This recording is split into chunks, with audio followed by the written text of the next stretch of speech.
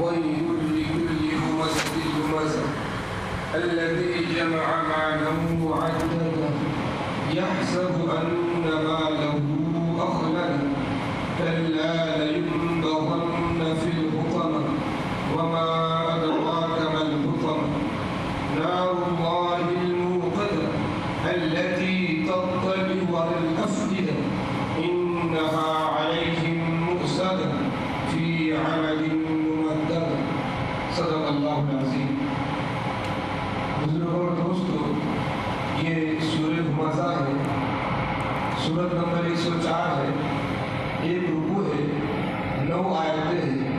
مکہ مکرمہ میں یہ سورت نازل ہوئی ہے۔ اس سورت کا نام سورہ ہمزہ اس لیے رکھا گیا ہے کہ اس میں لفظ ہمزہ آیا ہے، اس لیے اس کا نام سورہ ہمزہ رکھا گیا ہے۔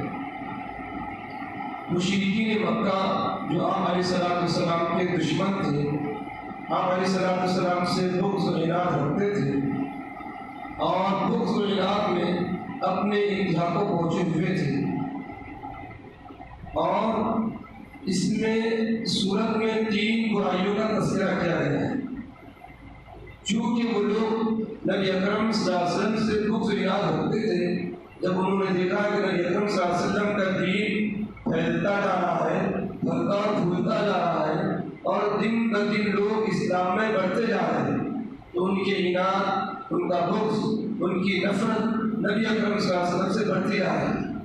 اس میں کچھ لوگوں کے نام بھی لکھے ہوئے، باقاعدہ ان لوگوں نے اپنا مشن اور کام بنا لیا تھا نبی اکرم صلی اللہ علیہ وسلم کو پریشان کرنے کا۔ بعض مرتبہ وہ لوگ نبی اکرم صلی اللہ علیہ وسلم کو سامنے بھی تانا دیتے، تحقیر کرتے، تصدیق کرتے، یعنی کہ نبی اکرم صلی اللہ علیہ وسلم کو پریشان کرتے۔ بعض مرتبہ ایسا ہوتا کہ وہ لوگ نبی اکرم صلی اللہ علیہ وسلم کے سامنے تو کچھ نہیں کہتے، لیکن نبی اکرم صلی اللہ علیہ وسلم کے غائبانہ میں، نبی اکرم صلی اللہ علیہ وسلم کی غیر موجودگی میں مجلسیں قائم کرتے اور ان مجلسوں میں آپ علیہ السلام کے عیوب تلاش کرتے اور اس پر تبصرے کرتے، یعنی کہ غیبتیں کرتے۔ کون لوگ تھے، ان کے بھی ناموں کا تذکرہ تفسیروں میں کیا ہے۔ ولید بن مغیرہ، امیہ بن خلف، اخرس بن شریک اور عاص بن وائل وغیرہ۔ چونکہ یہ لوگوں کے پاس مال و دولت بھی تھی، مالدار تھے، تو اس لیے وہ نبی اکرم صلی اللہ علیہ وسلم کو سامنے بھی اور غائبانہ دونوں شکلوں میں آپ صلی اللہ علیہ وسلم کو ایذا رسانے کا کام کیا کرتے تھے۔ اس صورت کے اندر 3 بری چیزوں کا تذکرہ کیا گیا جو انسانوں کے اندر نہیں ہونا چاہیے، جو ان لوگوں میں موجود تھی۔ ایک تو فرمایا ہمزہ، اور دوسرے لمزہ، اور تیسرا جمع مال۔ ہمزہ کہتے ہیں کسی کے پیٹھ پیچھے اس کے عیوب کو بیان کرنا، اس کے عیبوں کو بیان کرنا، یعنی ہماری یہاں پر مجلس لگی ہوئی ہے، ہم یہاں تفسیر سن رہے ہیں اور تفسیر کے بجائے ہم کسی آدمی کا تذکرہ کر کے ان کے عیوب کو، اس کے عیبوں کو بتلا رہے ہیں کہ فلاں ایسا ہے، فلاں یہ ہے، فلاں یہ ہے، اس کے اندر یہ بری عادت ہے، اس کے اندر فلاں عادت ہے، فلاں گندی عادت ہے، تو یہ عیب ہے۔ کسی کے پس پشت، کسی کے پیٹھ پیچھے اس کے عیبوں کو تلاش کرنا، جس کو ہم چغل خوری اور غیبت بھی کہتے ہیں، تو یہ ہمزہ ہے۔ لمزہ کہتے ہیں کہ کسی کے سامنے تحقیر کرنا، ہم سامنے بیٹھے ہوئے ہیں اور ہمارے سامنے کوئی بندہ اور کوئی انسان ہے، اس کو ہم تانا زنی کر رہے ہیں، اس کو برا بھلا کہہ رہے ہیں، اس کو گالی گلوچ کر رہے ہیں، اس کی تحقیر کر رہے ہیں، اس کی تصدیق کر رہے ہیں، یہ ہوتا ہے لمزہ۔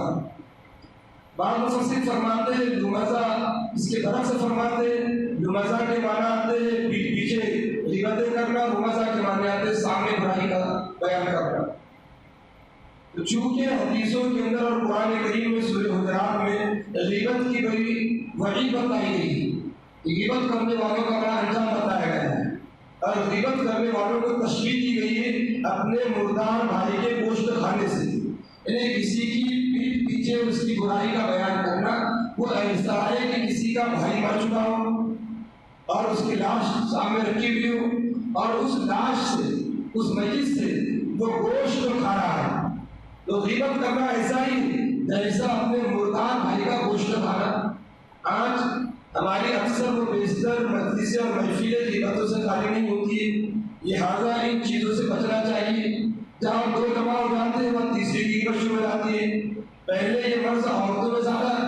کہا جاتا تھا، لیکن یہ عورتوں کی خصوصیت نہیں رہی، بلکہ ہوٹلوں میں بیٹھ کر، اور صرف ہوٹلوں میں نہیں بلکہ مسجدوں میں اور مدرسوں میں اور دیگر جگہ پر آج کل لوگ کثرت سے غیبت کرنے میں مصروف ہیں۔ لہٰذا غیبت کرنے سے اپنے آپ کو بچانا چاہیے اور دوسروں کو بھی اس کی تکلیف کا کرنے کا عمل برا ہے، اس سے بچنا چاہیے۔ اسی طریقے سے لمزہ، یہ بھی مرض آج ہمارے معاشرے اور سماج میں زیادہ پایا جاتا ہے۔ کوئی حقیر آدمی دکھتا ہے، کوئی مالدار آدمی نہیں ہوتا ہے، بلکہ معاشرے اور سماج میں کم پیسے والا ہوتا ہے،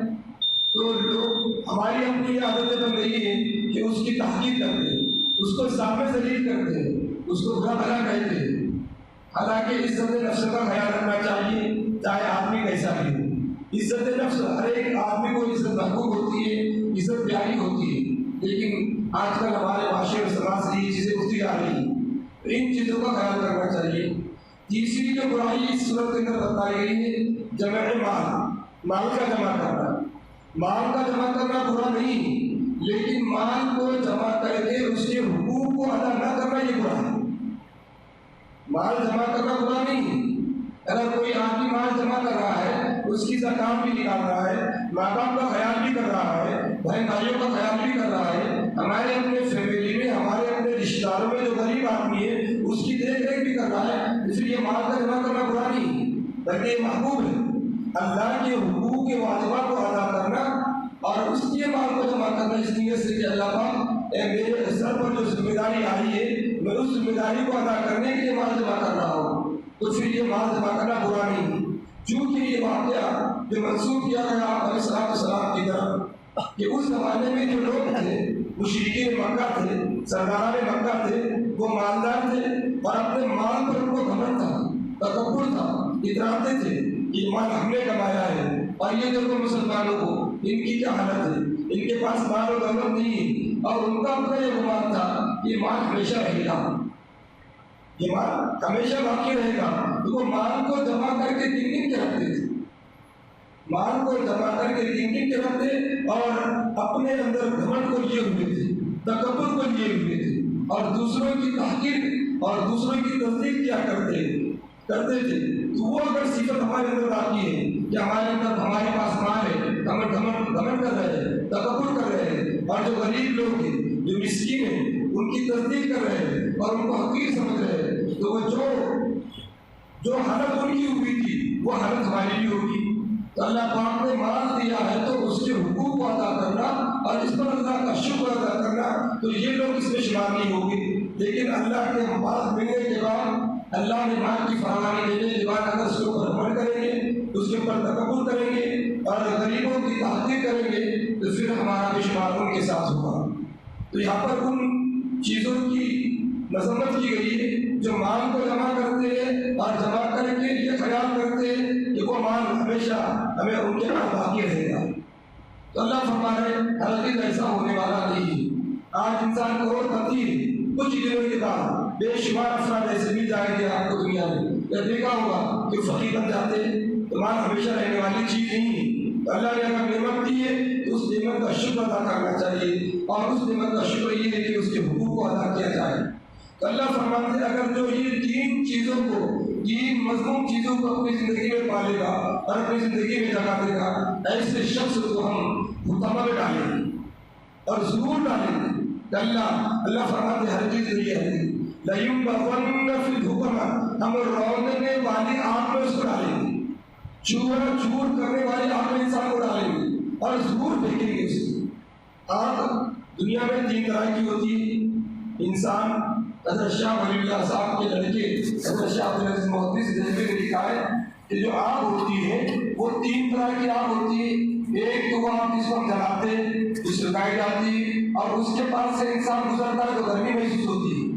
اور ایک آگ تو وہ جو سورج کی ہوتی ہے جس کا مشاہدہ تجربہ ہم آئے دن آج کل کچھ زیادہ ہی کر رہے ہیں کہ انسان 11-12 کے بعد باہر نکلتا ہے تو 3-4 بجے تک ایسا لگتا ہے گویا اس کے بعد میں آگ سکائی جا رہی ہے، حالانکہ آگ نہیں سکائی جا رہی، لیکن سورج کی گرمی، اس کی حرارت، اس کی تپش سے یہ محسوس ہوتا ہے کہ ہم آگ کے پاس سے گزر رہے ہیں۔ تو اللہ فرماتے ہیں یہ دنیا کی آگ نہیں ہوگی، اور تیسری وہ آگ ہوتی ہے جو انسان کے بدن میں ہوتی ہے، یعنی انسان کو بخار آتا ہے، انسان کا بدن گرم ہوتا ہے، اور پھر یہ جو آگ ہوتی ہے بدن کے اندر یہ مسامات کے ذریعے سے نکلتی ہے، یعنی پسینے کے ذریعے سے باہر نکلتی ہے۔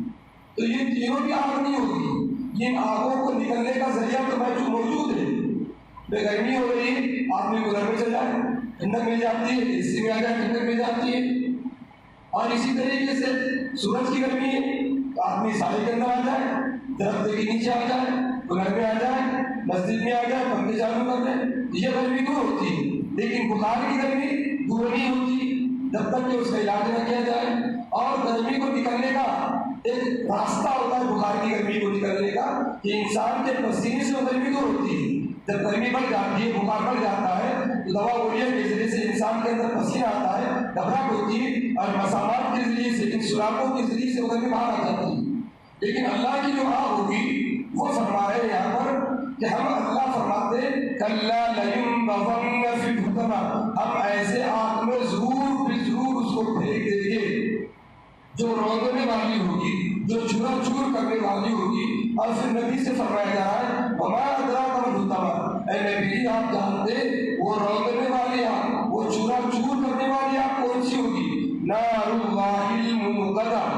اللہ کی سلائی آگ ہوگی، اللہ کی سلائی وہ آگ ہوگی۔ کسی انسان نے اس کو سکھایا نہیں، کسی صورت نے تبیش نہیں کی، اور نہ کسی انسان نے اس کو سکھایا کہ اس کے پاس سے ازر آئے اس کو گرمی محسوس ہو رہی، بلکہ یہ اللہ کی آگ سلائی بھی ہوگی جو جہنم میں ہوگی۔ اللہ فرماتے نار اللہ الموقدہ، اللہ کی آگ ہوگی، اور اللہ کی آگ کیا کرے گی؟ التی تطلع الافئدہ، دنیا کی جو آگ ہوتی ہے جو ہم دیکھتے ہیں انسان کے بدن کو پہلے جلاتی ہے، انسان کے بدن کو جلاتی ہے اور بعد میں دل تک پہنچتی ہے، اور دل تک پہنچنے سے پہلے ہی انسان مر جاتا ہے، دل تک پہنچنے سے پہلے ہی انسان مر جاتا ہے، اس کا کام تمام ہو جاتا ہے، اس کا انتقال ہو جاتا ہے۔ یعنی کہ دل پر ابھی پہنچی نہیں آگ کے اثرات پہنچے نہیں، بلکہ بدن پر اور بدن کے کچھ حصوں پر وہ آگ محسوس ہوئی اور آگ نے اپنا اثر کیا، تو دھیرے دھیرے ابھی دل تک پہنچی نہیں، اس سے پہلے انسان دنیا سے چلا جاتا ہے۔ لیکن اللہ فرماتے ہیں جب جہنم میں انسان کو ڈالا جائے گا تو آگ کی صفت کو بتا رہے وہاں کی آگ ایسی ہوگی ان علیہم موصلہ فی عمد ممددہ، تو وہاں کی جو آگ ہوگی وہ انسان کے دل کو چھوئے گی، اس کو تکلیف دینے کے لیے، اس کے احساس کرنے کے لیے کہ دنیا میں جو تو یہ 3 بری عادتوں کو اپنے اندر کیا ہوا تھا اور 3 بری عادتوں پر تیرا عمل تھا، اس کی وجہ سے اللہ پاک آگ ایسی آگ اس کو دے رہے جو دل تک پہنچ رہی ہے، اور دل پر پہنچنے کے بعد وہ موت نہیں آئے گی۔ دنیا میں موت آ جاتی ہے، دل تک وہ آگ کا اثر بھی نہیں جاتا، اس سے پہلے انسان فوت ہو جاتا ہے، مر جاتا ہے۔ ڈاکٹروں کو کہنا ہے کہ 30-35% انسان آگ کو جھلس جاتا ہے، پھر ان لوگ گارنٹی کہتے ہیں، تو وہاں پر یہ کہا جا رہا بدن نہیں جھلسے گا، دل جھلسے گا، اور دل کے اندر تکلیف دی جائے گی، اور وہاں کی جو آگ ہوگی اور وہاں کی جو حرارت اور گرمی ہوگی باہر نکلنے کا کوئی چارہ نہیں ہوگا۔ فی عمد ممددہ، اللہ فرماتے ہیں کہ ہم وہ جو آگ میں جس آگ میں اس کو ڈالیں گے چاروں طرف سے ستون آگ کے بنے ہوئے، یہ جو کالم ہوتے ہیں جو ستون ہوتے ہیں وہ آگ کے بنے ہوں گے، اور اس کے بیچ میں انسان ہوگا، اور پھر انسان کے دل تک وہ آگ جھلسا رہی ہوگی۔ ایسا خطرناک انسان کو عذاب دیا جائے گا، اور دنیا میں جو انسان مر جاتا ہے، انتقال کر جاتا ہے آگ کے جھلسنے سے، بدن پر لگنے سے، لیکن وہاں کی آگ ایسی ہوگی دل پر بھی لگے گی تب بھی انسان کو موت نہیں آئے گی۔ تو اللہ پاک سے دعا ہے کہ اللہ پاک ایسی یہ جو بری عادتیں بتلائی گئی ان سے ہم تمام کی حفاظت فرمائے۔ ان سورت کا ترجمہ یہ ہے بسم اللہ الرحمن الرحیم، شروع اللہ کے نام سے جو بہت مہربان اور نہایت رحم کرنے والے ہیں۔ وَيْلٌ لِكُلِّ ہُمَزَةٍ لُمَزَةٍ، ہر اس شخص کے لیے جو عیب نکالتا ہے اور غیبت کرتا ہے بڑی تباہی ہے۔ الَّذِي جَمَعَ مَالًا وَعَدَّدَهُ، جس نے مال کو جمع کیا اور اسے گن کر رکھا۔ يَحْسَبُ أَنَّ مَالَهُ أَخْلَدَ، وہ خیال کرتا ہے کہ اس کے مال نے اس کو لافانی بنا دیا، یعنی کبھی ختم نہیں ہوگا۔ کلا لَيُنبَذَنَّ فِي الْحُطَمَةِ، ہرگز ایسا نہیں ہے، وہ ضرور روندنے والی دوزخ میں پھینک دیا جائے گا۔ وَمَا أَدْرَاكَ مَا الْحُطَمَةُ، اور آپ کو کیا معلوم کہ حطمہ کیا ہے؟ نار اللہ الموقدہ، اللہ کی بھڑکائی ہوئی آگ ہے، التي تطلع على الافئدہ، جو دلوں تک پہنچ جائے گی، انہا علیہم مرصدہ، وہ آگ ان پر بند کر دی جائے گی، فی عمد ممددہ، وہ آگ کے لمبے لمبے ستونوں میں گرے ہوئے ہوں گے۔ اللہ پاک سے دعا ہے کہ اللہ پاک کہنے سے زیادہ بڑے اور بڑے توفیق عطا فرمائے۔ آمین۔